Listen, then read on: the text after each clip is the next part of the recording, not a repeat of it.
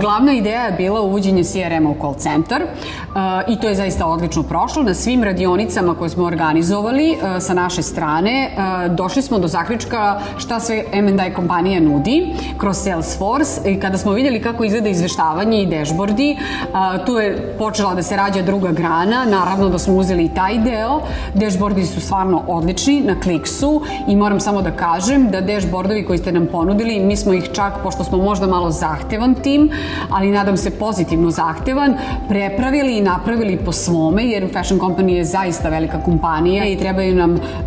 minimum 7 izveštaja što se tiče e-komerca, tako da smo i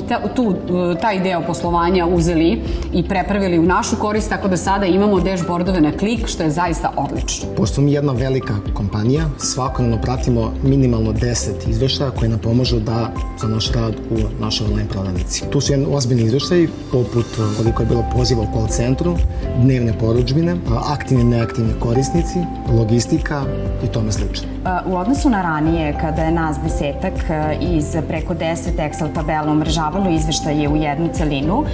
sadašnje izveštavanje je pravo zadovoljstvo za nas operatere, obzirom da je dovoljno da na jedan klik izvučemo sve potrebne podatke u zavisnosti od toga koja tema se obrađuje. Takođe, našim nadređenima je olakšan uvid u trenutnu akciju, a isto tako uz pomoć tih izveštaja postoji mogućnost za unapređenje daljeg poslovanja.